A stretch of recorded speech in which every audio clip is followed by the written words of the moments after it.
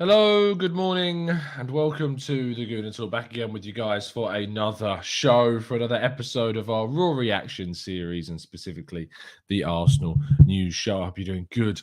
I hope you are well and keeping well ahead of what is just under or just over a day away from our next game. Thank goodness. It's been a long week. I might actually be thankful to see Arsenal play a midweek game next week ahead of the Manchester United game, although saying that it's going to be a tough one, and we're going to be talking about the changes at Old Trafford again ahead of our trip to the Northwest. It's going to be a very, very difficult trip now. We all know the reasons as to why, but there are some other things that we need to discuss before we get on to all of that goodness. Please make sure you drop a like on today's video. Good morning to everybody in the chat box, to Matt, to Kaiser, to Mike. We've got Mohammed, we've got Bruce, we've got Social. We've got Carl in the chat box. We've got Louis. We've got Oakley. So many of you guys in the chat box, as always. Pablo, Terry, Canoe, Anukrit, Rich, Kevin, Chris. Sorry, I can't read out everybody's names, but thank you so much, guys, for tuning in, as always, and continuing to support the channel. Let's crack on, though, as always, and telling you to go and subscribe to the Arsenal Way. There will be a show there at 9:30 this morning. I won't be there, but you should still tune in. There will also be no show tomorrow at 8 a.m. I am out, and so therefore we'll be in London tomorrow morning. So there will be no show at 8 a.m. But there will be a show pretty much straight after the game tomorrow. I'm not working tomorrow either. I've got the day off, and whilst I can't get to the game itself, I can do a show pretty much straight afterwards. So there should be a show on the channel straight after tomorrow's game. Hopefully, I'll also be having a chat with Harry Simew this afternoon, so there'll be another show for you guys to tune in to today as well. So make sure that you've hit that notification bell so you get told whenever we do a show. Let's crack on, though, with our first story.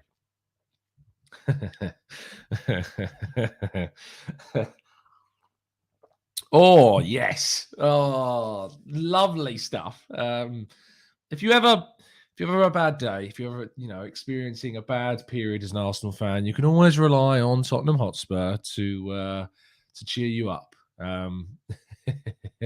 It's as simple as that. Mura, a village of 11,000 people that could fit into Tottenham Hotspur Stadium at least 5 times, possibly even 6 times. Now thinking about it, because they added those extra seats to beat the Emirates, but I think it's just 5 times into the toilet bowl.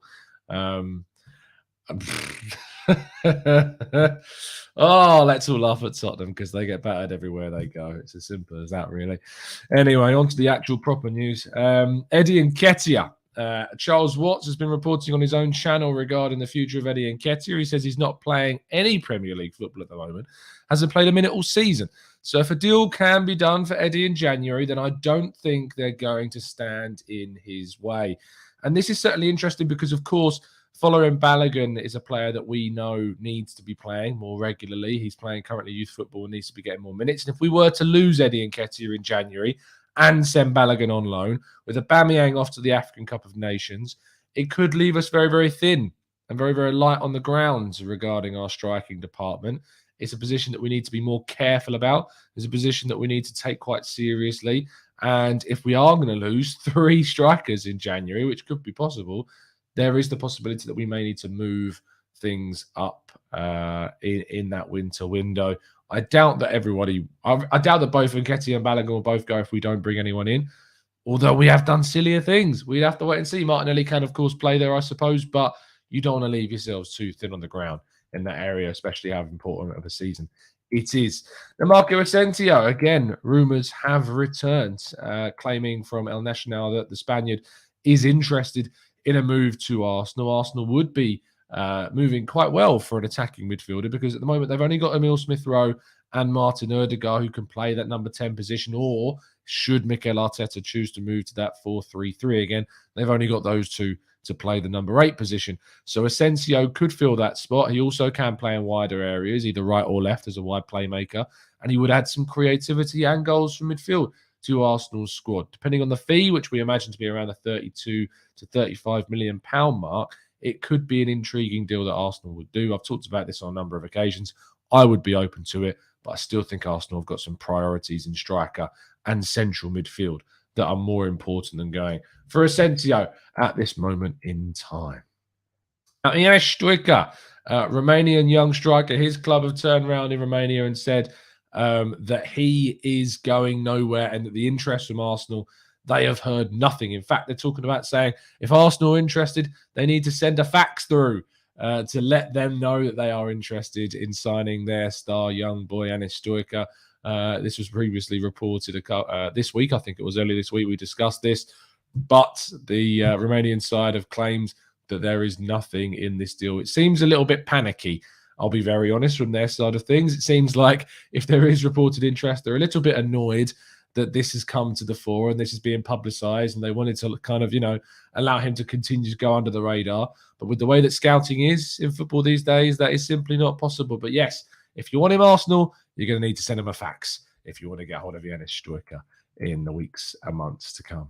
Now, Granit Xhaka has been spoken about by Mikel Arteta yesterday in his press conference, in which he revealed that he could be returning much earlier and ahead of schedule. In fact, the Swiss midfielder did speak to Swiss outlet Blick, in which he said to them that he could return to Arsenal within the next 3 to 4 weeks, which would mean returning to football before the January window even begins. Now, considering that the initial diagnosis was that he was going to be out for a period of time, expected to run into that January window, this is very, very good news for Arsenal, especially considering Thomas Partey and Mohamed Elneny are both expected to leave the club in January for the African Cup of Nations. So Xhaka's return is a much, much welcome addition to the side.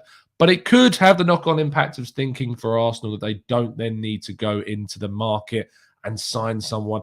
I personally disagree. I think Arsenal need to bring someone in, whether it's just a short-term piece of cover. You could bring in Aaron Ramsey staying on loan for 6 months. Maybe you look to bring in a Dennis Zakaria early because his contract runs out 6 months before the end of the season. But Arsenal need to do something still, in my opinion, regarding that winter window, because Granit Xhaka is continuing to prove to be a player that, whilst has a lot of quality, is not the be-all and end-all of Arsenal's quality in midfield. So, and I think you know what I mean when I say that. So if we can move on from him, we should probably look to do so as early as possible. But it's great to have him back. Now, final story of the day is the news breaking yesterday evening and afternoon at the most inconsiderate time for a writer, as it was, that Ralf Rangnick is set to become Manchester United's interim head coach for 6 months before taking up a 2-year consultancy role with the club. This is annoyingly sensible, I think is the word I used to describe it in my piece yesterday about this from an Arsenal perspective. Should we be worried as Arsenal fans? Yes, absolutely we should be worried. Ralf Rangnick is a very good footballing man. He's a good head coach. He's done it plenty of times before. People have kind of dismissed a little bit of Ralf Rangnick, probably out of their own fear of what he could do at Manchester United. But they could have gone down some very, very silly routes. This is not one of those routes they could have done, because supposedly Ralf Rangnick and the specifics of seeing him at Manchester United for 6 months is a big, big positive for them. Black and Blanco in the chat saying the deal is off. I've not seen anything. Can anyone else confirm this? Are we being fooled? If you're fooling me, you're risking a block there, Ralf Rangnick. Let's have a look at any news regarding the possibility of this deal being off. I'm not seeing anything in the slightest about the deal being off whatsoever. I'm scrolling down, seeing nothing. Cannot quite see anything to suggest that that isn't the case. United Stand are reporting that the deal is off. Let's have a look. We always make sure that we're going to check this stuff. Let's have a look and see if the United Stand have indeed reported to see if the deal is off. I'm not seeing anything. I've got an hour ago a report saying morning Reds. I see nothing. Black and Blanco. See if you can find that for me. Send me a link on Twitter if you can find it. Brad Lynch, thank you so much for becoming a member. Really appreciate your support, mate. Hope you enjoy your time here, and I'm sure everyone will give you a warm welcome in the chat box. In regards to if this is indeed still the thing, and those that are listening on catch up, people have murmurs in the chat box that this deal is not going to be happening. But as far as we can see, it still very much is. Do indeed send me a link on Twitter if you can find any evidence to suggest this deal will not be happening, because I don't personally see it anywhere. But in regards to Ralf Rangnick becoming their head coach for an interim period of time, he's basically the guy that, established German modern footballing style and the super pressing, or the uber pressing, I suppose I should say, regarding German football. And certainly a style that's been adapted and adopted by the likes of Jurgen Klopp, by Julian Nagelsmann, and has been part of the big success of German football. And of course, he's very much responsible for the rise of the Red Bull franchise across their European footballing clubs like RB Leipzig and Red Bull Salzburg. He was at Lokomotiv Moscow. And a lot of people felt that because of that role that he took up this year at the Russian side, that he would be near impossible to move to anywhere else. In fact, a lot of people have written him off as a possible Arteta replacement because of the fact he'd just taken up this role with Lokomotiv Moscow. It does go to show, and I think, if anything, both the Rangnick news and the Antonio Conte news appears to be evidence that we can just assume that these deals can take place, even if all the evidence or all of the likelihood does go against that. No one thought that Conte would move to Spurs. He moved to Spurs. Not many people thought that Ralf Rangnick would leave Lokomotiv Moscow so soon after taking that role. He looks like he's leaving. And the fact that this is a 6-month interim coach position with then a 2-year consultancy role that could see him work with, who knows, Maurizio Pochettino, Zinedine Zidane. We'll have to wait and see. If that does indeed become the case, that is a very, very concerning dynamic for what he could do for their young players, for the project of them moving forwards, for the ruthlessness that he can bring to ensuring progression at Manchester United. And he could be in charge, suggesting that there could be the option for him to be in the dugout against Arsenal next Thursday. Now, there is a work permit situation that is being worked through at present. That could cause a delay in case he does indeed come in a little bit later. And if that does happen, maybe he won't be in the dugout for the game against us on Thursday. But quite frankly, Arsenal need to focus on themselves. We need to be going to Old Trafford on Thursday with the hope of getting as good of a result as feasibly possible. So without further ado, that does complete the news, and we'll move on now to your questions in the chat box. If you do have any questions, throw them in as soon as possible, and we'll crack on with those.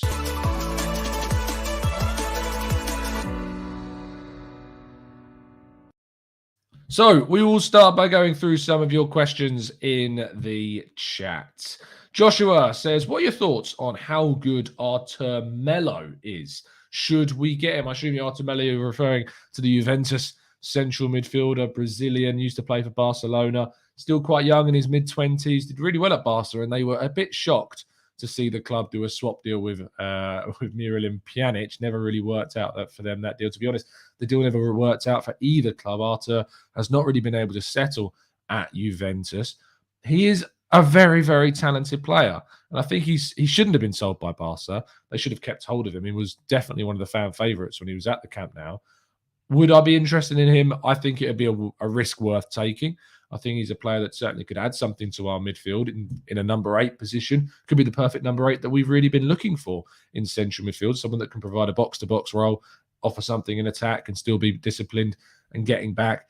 I would be interested in that. It would depend on the fee. £29 million has been suggested as a figure, but I'm not sure he's on the list of those at Arsenal right now. But that could change very quickly. I've not heard anything specific about him, bar some loose reports from Italy, which always tends to be a little bit of a tell that maybe there's not as much truth in it as there is.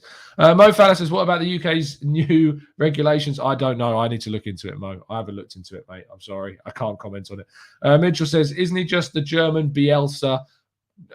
I haven't heard that either, Mitchell, regarding Ralf Rangnick being the German Bielsa, to be honest. I mean, Bielsa is a very, very good coach who's at a very, very restrictive club. So if he can do if you look at how much Leeds have progressed under Bielsa, if Man United progress as much as Leeds have, that's dangerous. That's worrying. So, that's certainly that's certainly something that's an issue for us. Nketiah says, we want the club to start searching for a potential buyer for Pepe, but is there any feeling around the club, or is there any intent from the club to sell Pepe, or they see Pepe as an Arsenal player even in the future? Look, I've heard nothing regarding Arsenal being open to, wanting to, thinking about selling. I've heard nothing on that. However, what I would say is that the links to players like Dejan Kulusevski, like Noah Lang, like Marco Asensio, players that can play in those wide positions, especially on the right-hand side, like Asensio and Kulusevski both can and are both left-footed, it does kind of, it leads that thought, that theory, that it's not a far-fetched opinion to have that may indicate that Pepe could be leaving Arsenal in the near future. I don't think it'll be for the £25 million that I think I would take for him. I think Arsenal would be wanting a hell of a lot more than £25 million for Nicolas Pepe. But if someone came along and said you can have 25 million, that is what I would ultimately accept for Pepe at this moment in time. Charles, do you think that Arteta should be sacked if he finishes outside the top 6? Yes.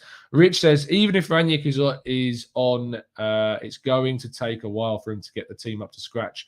United are in shambles right now. Not sure who's worse than them or Spurs. Look, they won the other night against Villarreal, which is not an easy place to go to, the Madrigal, and win against Unai Emery's side. I wouldn't underestimate them, is what I would say. I also wouldn't underestimate the immediate impact a new manager or a new head coach can have. Nick B says, do you think we are playing better with the crowds back at home? I think we're playing better at home. That's for sure. But away from home, I think we're still certainly struggling. Or the Leicester game, we were really good for 20 minutes and then we held on for the rest of the game. But, away performances do need to improve. The home performances compared to last season, it's night and day, to be honest. We're creating far more chances. We look far more dangerous. We just need to now get consistency in those performances away from home as well. Zana says, do the Spuds drop down from the Europa Vanarama Conference Southern League? I mean, they could do. I'm assuming that's what happened if you finish third in the UEFA Conference League. You must drop down into the UEFA Northern Conference League. Is that how it works? I have no idea. African Theory TV says, Patino is the Arthur Melo type. Maybe we can spend that money elsewhere, which is not a bad shout either. Brad, did I start? Yep, effectively. Completely unintentionally, it was, as I said, we've talked about this a number of times, it was a discussion piece about how much myself and Bailey would accept for him, and, the other outlets ran with it and didn't do their due diligence. Manouche says, Tom, I don't know if you have seen the Marseille striker, Mbaye Diengene. He is very good. Really think Arsenal should go for him this January. I've not heard of him at all. I'm afraid, Manouche, he's someone that I'll certainly have to look into. But if he's doing quite well, I know Marseille are in a bit of a revival under Jorge Sampaoli, but saying that, didn't have the best of games last night against Galatasaray. Saliba made a mistake that led to a goal as well, which wasn't the best. But he's still a kid, and this is why I did that piece the other day that says Saliba on his own is not going to be enough for us next season if we're going to move on the likes of Holding Marie and Chambers. We need to bring back Saliba and integrate him, but you also may need to bring in an experienced centre back to provide some, experience to that backline. So that's what that whole piece is all about. The other day, they got so much stick, ridiculously. People didn't read it. James says, are the reports of KSE having to pay $750 million to St. Louis true? And will this impact our ability to spend? I can't tell you if it is or isn't true because I haven't read the report as of yet. I did see a report suggesting that it's not the case isn't going too well for Stan Kroenke. Will it affect Arsenal's ability to spend? Well, it shouldn't do, because the KSE has always been very, very separate to Arsenal in regards to spending. KSE have never put any money into the club. They have taken money out of the club in terms of what is it? They call it dividends or consultancy fees or whatever. They've taken a few million quid out. Would they take out money in order to cover that side of things? I mean, I wouldn't put it past them. I'll say that. I'm not going to sit here and say they wouldn't do that. But I would be a bit surprised. I feel like it is very separate, Arsenal, but we'll have to wait and see. There's no way of me being able to sit here and tell you either way with assurances what will happen and whether this will affect Arsenal's ability to spend. Will it affect Arsenal as a selling club? Will money matter a lot more to Stan Kroenke? Could this situation with St. Louis force him into considering a sale of the club? Who knows? It's purely speculation at this point, and that's all that it is. But it's one story that we will certainly have to follow, that is for sure. Let's have a look in the chat box, scroll up a little bit more. Nico, maybe Arteta is looking for a creative player on the right-hand side like Buendia. I don't think the Buendia thing has gone all that well. this season, it's fair to say. Marshall, I think Partey has been a flop. I think that's incredibly harsh. Ife says, Tom, what do you think about Dushan not picking up Arsenal's call? As Fabrizio reported on the Arsenal Lounge, I don't want a player that doesn't want to come to our mighty club. To be fair, it's his representatives that aren't picking up the phone, less so than him. I think his reps are certainly trying to get the best deal, and there's also rumours that he supposedly already has an agreement with another club behind the scenes. So that might be it. Hovik says, Tom, can I get a birthday shout out? I turn halfway to see. Of course you can. We always say happy birthday. Let everyone in the chat box do give Hovik a big happy birthday in the chat. We recognise Hovik's been in the chat box a long time, always giving support to the channel. So throw him support his way and say happy birthday to him. Good morning, Hovik, and I hope you have a great day, son. Reggie, Tom, the report is true. You can see it on the ESPN website. I'll give it a read, Reggie. I'll ensure that I give it a read today on my day off. Don't you worry. I will get caught up within my busy day that I've got still today. And says, have I missed it where you reassure us that Rangnick won't put Man United back on track? I'm already on the Conte will implode the Spurs train. Like, I can't give you that same assurance about Rangnick because I think he's a very good footballing man. So I'm afraid I cannot whatsoever give you that same encouragement. I hope I would be able to, but I can't. And with that, we are going to end things up before my voice gets any worse. But I'm really getting sick of this. I don't know what's going on because it's fine. I've tried the remedies. I've taken the advice of people. I start the show with a normal voice. And by the end of the show, my voice is getting a little bit husky. Hopefully it sorts itself out within the next week or so. Fingers crossed anyway, because we've got a lot of stuff to be talking about. Usually when I do shows in the evening, it's fine by midday. It's fine by the 9:30 show, to be fair. So I don't know what's going on. I hope you have a great day. Not long left. No show tomorrow morning. Please don't tune in at 8 a.m. tomorrow. There is no show, but there will be a show a little bit later on this afternoon. Hopefully myself and Harry Simew will be having a chat ahead of Newcastle in the Canton and Simew show. And then tomorrow there will be a show straight after the game because I'm not working it. So I'll be able to do one for you guys on the channel straight after the game concludes. Have a fantastic day. Enjoy your Friday. And as always, up the Arsenal.